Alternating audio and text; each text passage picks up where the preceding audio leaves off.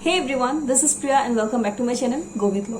तो आज इस वीडियो में हम बात करेंगे कि अगर आप लॉ करना चाह रहे हैं या करने के बारे में सोच रहे हैं तो कुछ बातों का आपको ध्यान रखना चाहिए। कुछ चीजें हैं जो आपको पता होनी चाहिए, क्योंकि जब मैं लॉ कर रही थी पर्सनली मुझे नहीं पता था, टू बी ऑनेस्ट। किसी ने मेरे को नहीं बताया कि क्या क्या चैलेंजेस फेस करने होंगे, क्या क्या स्ट्रगल्स आएंगे। मुझे किसी ने कुछ भी नहीं बताया, बस मुझे यही बताया गया था कि कर लो, अच्छी डिग्री है, डिग्री मिल जाएगी, भविष्य सुधर जाएगा। लेकिन आगे का मेरे को किसी ने कुछ नहीं बताया। तो जो मैंने फेस किया, मैं नहीं चाहती कि आप लोग भी वही सब फेस करो। तो वीडियो को प्लीज एंड तक देखिएगा, और अभी तक आपने चैनल को सब्सक्राइब नहीं किया है तो जल्दी से सब्सक्राइब करके बेल आइकन को प्रेस कर दीजिएगा, ताकि इस तरह की यूजफुल वीडियोस के नोटिफिकेशंस आप सभी तक पहुंच जाए। तो आइए हम स्टार्ट करेंगे आज का वीडियो। तो देखिए, कई सारे सपने ले करके एक इंसान लॉ कॉलेज में जाता है कि कल को वो बड़ा एडवोकेट बनेगा, बड़ी बड़ी गाड़ियां में वो घूमेगा, है ना, बहुत सारे लोगों से वो मिलेंगे, बड़े बड़े क्लाइंट आएंगे उनके पास, हरीश साल्वे की तरह एडवोकेट बनेंगे, अरुण जेटली की तरह एडवोकेट बनेंगे। लेकिन वो सपना अधूरा ही रह जाता है। मैं आपको डिमोटिवेट नहीं करना चाहती बिल्कुल भी। तो वीडियो को प्लीज आप एंड तक देखिएगा, पूरी वीडियो को आप सुन लो, समझ लो, उसके बाद आपकी क्या राय है आप मुझे कमेंट सेक्शन में जरूर बताना, ठीक है। तो देखिए, 12th के बाद अगर आप एलएलबी करते हो, 5 साल वाले, 3 साल वाले, उसमें देखिए आपको कई सारे सेमेस्टर्स के एग्जाम देने होते हैं, है ना। तो उस सेमेस्टर्स में कई सारे सब्जेक्ट्स भी रहते हैं। बहुत सारे लंबा जर्नी, जो स्लीपलेस नाइट का जो जर्नी है ना, वो आपका स्टार्ट हो जाता है, ठीक है। बहुत सारे असाइनमेंट्स, वाइवा, यूनिट टेस्ट वगैरह जो भी है, स्ट्रगल्स वगैरह जो भी, वो सब कुछ आपको फेस करना पड़ता है लॉ के जर्नी में। यूनिट टेस्ट भी होता है, वाइवा भी होता है, इनसेम एग्जाम्स भी होता है। इन सब चीजों को पढ़ते पढ़ते धीरे धीरे आप आते हो, पैसे तो लगते ही जाते हैं, ठीक है। तो ये सब सारी चीजों को क्रॉस करते हुए रात भर जाग जाग के आप पढ़ते हो, सेमेस्टर्स के एग्जाम निकालते हो।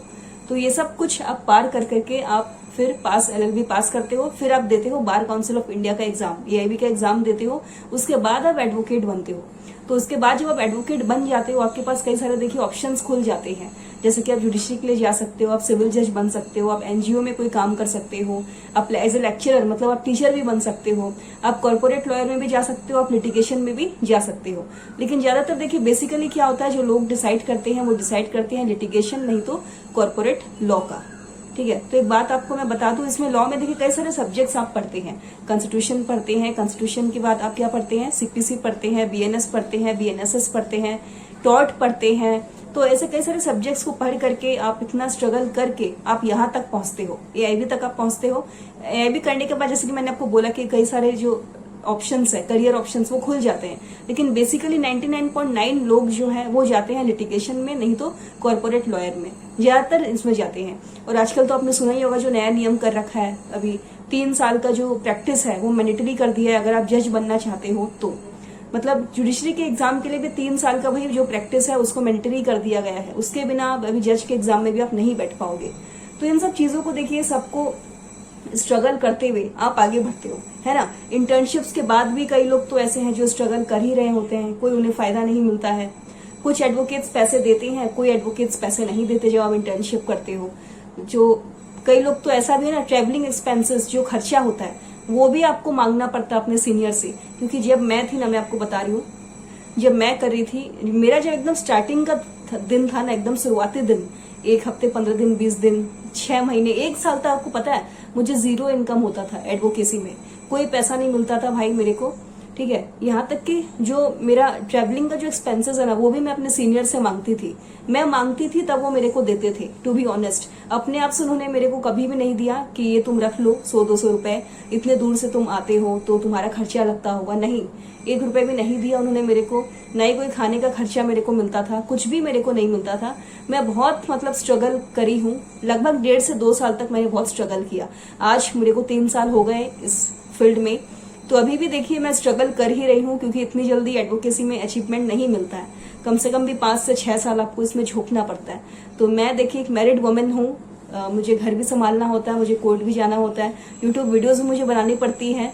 तो इन सब चीजों को कैसे मैं मैनेज करती हूँ मैं ही जानती हूँ।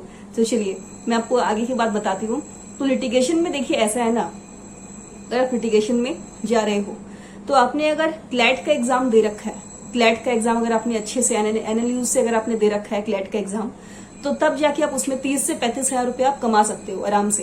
लेकिन मान लीजिए आपने किसी प्राइवेट स्कूल से कर रखा है लॉ, उसमें कोई मतलब आपको उतना नॉलेज नहीं है, तो तब तो आपको 10 से 15 हजार ही इसमें आ सकता है।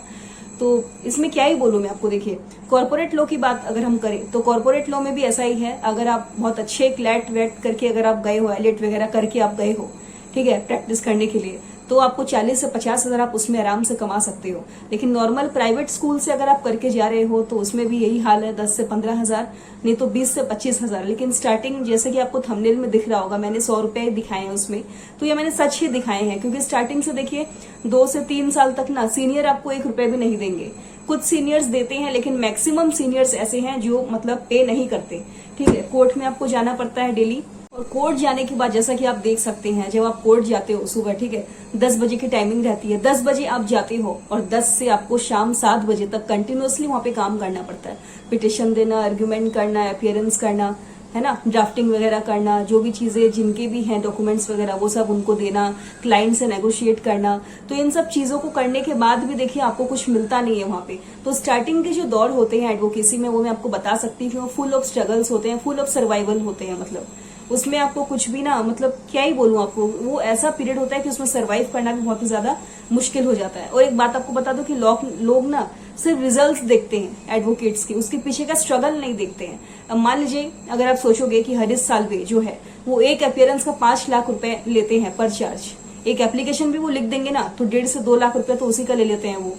तो ये सब देखिए, हमने ये तो देख लिया कि इतने पैसे ले रहे हैं भाई। स्टार्टिंग के दौर में आपको पता है उन्होंने भी 10,000 20,000 से स्टार्टिंग किया था, तब जाके वो आज के डेट में वो इतने बड़े एडवोकेट बने हैं कि आज उनका इतना डिमांड है। तो मैं आपको डिमोटिवेट नहीं कर रही, मैं आपको यही बोल रही हूँ कि आपको कॉन्फिडेंस नहीं खोना है। मैं ये नहीं बोल रही कि एलएलबी कर भी लिया तो एडवोकेसी में करियर बनाना, मतलब लिटिगेशन या कॉर्पोरेट लॉ में करियर बनाना इम्पॉसिबल है। इम्पॉसिबल नहीं है, बस कॉन्फिडेंस लेवल आपका हाई होना चाहिए। स्ट्रगल बहुत है, फुल ऑफ, मतलब क्या ही बोलूं आपको, लेक ऑफ सर्वाइवल। मतलब कैसे सर्वाइव करोगे बिना पैसों के, आप कैसे सर्वाइव करोगे? खासकर कई लोगों की जिसकी फैमिली भी उन्हें सपोर्ट नहीं करती।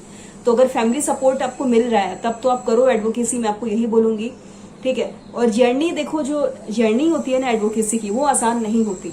आपको ये तो दिख गया कि भाई बड़े बड़े वकील उतर रहे हैं गाड़ियों से, लेकिन आप उनसे कभी जा करके पूछना कि आपकी जो स्टार्टिंग की जर्नी है सर या मैडम, वो कैसी थी, वो कैसी रही है आपकी स्टार्टिंग की जर्नी। कि आपको पैसे मिलते थे सीनियर से, कि आप इस प्रोफेशन में घुसते साथ ही आपको पैसे आने शुरू हो गए थे। तो इन सब चीजों को आपको ध्यान में रखना है। ठीक है, मैं जब घुसी थी एडवोकेसी में, मेरे को किसी ने नहीं बताया कि क्या क्या चैलेंजेस मुझे फेस करने होंगे, मुझे क्या क्या मतलब मुसीबतों का सामना करना पड़ेगा, मुझे किसी ने नहीं बताया। अगर मुझे पहले पता होता कि इन सब चीजों का मुझे मतलब स्ट्रगल करना होगा तो शायद मैं एडवोकेसी में नहीं करती, हो सकता है मैं सीए या एमबीए कुछ कर लेती। ठीक है, तो मैं आपको क्या ही बोलूं। तो बस मैं आपको यही बोलना चाहती हूँ कि आपको डीमोटिवेट नहीं होना है। कुछ पॉइंट्स का आपको ध्यान रखना है, जैसे कि मैंने आपको बताया, इन सब मैं तो आपको समझा ही रही हूँ अभी तक। ठीक है, तो आगे आपको खुद से ध्यान रखना है और आपको डिसअपॉइंटमेंट नहीं होना है, एकदम भी नहीं होना, ना ही किसी को करना है। ठीक है, तो मैं आपको यही बता दूं कि अगर आप एडवोकेसी करना चाह रहे हो या सोच रहे हो करने के बारे में, तो prepare yourself for the struggle के लिए खुद को प्रिपेयर करो। रिजल्ट्स आपको बहुत लेट मिलेंगे, 4 से 5 साल के बाद आपको रिजल्ट्स देखने को मिलेंगे। कॉन्फिडेंस जो है उसको आप बिल्ड करो। Skills, work on your skills. इसमें देखिए कम्युनिकेशन स्किल्स बहुत ज्यादा इंपॉर्टेंट है। हिंदी लैंग्वेज, इंग्लिश लैंग्वेज, इसमें अपना कमांड बनाओ इस लैंग्वेज में। ठीक है, और मैं आपको क्या ही बोलूं, और एक बात आपको बता दूं कि जो भी कॉम्पिटिशन्स वगैरह होती है ना कोर्ट में, चाहे आपके लॉ स्कूल में, किसी भी जगह पे कोई कंपटीशन हो रहा है लॉ फील्ड से जुड़ा हुआ, चाहे वो मूट कोर्ट का हो, नेगोशिएशन का हो, क्लाइंट काउंसलिंग का हो, यूथ पार्लियामेंट का हो, डिबेट कंपटीशन हो, ये सब में ना आप अपना प्रेजेंस दिखाओ। आप यूट्यूब चैनल अपना खोल सकते हो, आप अपने वीडियोस बनाओ केस लॉज के ऊपर, न्यूज सेक्शंस के ऊपर। तो ऐसा देखिए लोग आपको जानेंगे। देखिए नया फंडा आपको बता रही हूँ, आज के डेट में, आज के समय में जो दिखता है वही बिकता है। आप मतलब कितना प्रेजेंस अपना दिखा रहे हो, आप लोगों के सामने जितना ज्यादा आओगे, आपकी नेटवर्किंग बिल्ड होगी, लोग आपको जानेंगे कि हाँ भाई ये फलना वकील है, तभी आपको काम मिलेगा। आप छुप छुप कर रहोगे, अकेले में रहोगे, किसी से मिलोगे नहीं, जुलोगे नहीं, ठीक है, कम्युनिकेट नहीं करोगे किसी से, खुद का प्रेजेंस आप नहीं दिखाओगे किसी भी जगह, तो लोग आपको नहीं जानेंगे। तो प्लीज बिल्ड योर नेटवर्क, लोगों से कम्युनिकेट करिए, हिंदी लैंग्वेज, इंग्लिश लैंग्वेज में कमांड रखिए। या असम में देखिए असामीज लैंग्वेज चलती है, मैं असम से हूँ तो मेरे को असामीज लैंग्वेज में कमांड रखना पड़ता है। बाकी अदर स्टेट्स के मेरे को नहीं पता, कहीं हिंदी चलती है, कहीं पे इंग्लिश चलती है ना। तो ये सब छोटे छोटे कॉम्पिटिशन होते हैं ना, ये सब में जो भी है आपको पार्टिसिपेट करना है, आपको पीछे पीछे नहीं रहना है। ठीक है, तो जितने भी ये होता है ना, क्या बोलती हूँ, इंटर्नशिप्स आप सब में लो, कॉर्पोरेट लॉ में भी आप लो, और ये जो लिटिगेशन है इसमें भी आप लो, एनजीओ में भी जाओ, वहां पे भी देखो। तो इससे देखिए आपका जो पर्सपेक्टिव है ना, देखने का नजरिया, वो आपका बदलेगा और आपको बहुत कुछ इसमें सीखने को मिलेगा। आपको ये पता चलेगा, आप नए नए चीजों को एक्सप्लोर करो। आप लॉ की फील्ड को एक्सप्लोर करोगे ना, तो आपको पता चलेगा कि हाँ भाई, मुझे मेरे लिए कौन सा बेस्ट है, मुझे क्या करना चाहिए इन लाइफ, मुझे क्या नहीं करना चाहिए। तो इन सब चीजों को एक्सप्लोर करिए, नेटवर्किंग को जो है उसको स्ट्रांग रखिए, तभी आपको पता चलेगा कि आपको क्या करना है और क्या नहीं करना है। ठीक है, तो मैं एज यूजुअल जैसा मैं आपको बोलती हूँ, तो कोई डाउट है प्लीज मेरे कमेंट में बताइएगा। और अगर आप भी सोच रहे हो लॉ करने के बारे में, तो ये जो पॉइंट्स, ये जो भी मैंने आपको बताया, इन सब पॉइंट्स को सुनने के बाद आपके मन में क्या विचार आते हैं मुझे कमेंट में बताइएगा। और कोई डाउट्स है तो प्लीज मुझे पूछिए, टेलीग्राम पे आप मुझे मैसेज कर सकते हैं। AIB20 डिस्कशन ग्रुप आप ज्वाइन कर लीजिएगा, क्योंकि बहुत जल्द हम तैयारी करेंगे AIB20 की प्रिपरेशन के लिए। So I hope you guys are doing good. और हाँ, अगर आप भी लॉ करने के बारे में सोच रहे हो, आपकी क्या राय है, आप मुझे कमेंट सेक्शन में जरूर बताइएगा, और आप मुझे कहाँ से देख रहे हो ये भी बताइएगा। So bye bye, take care everyone, good night.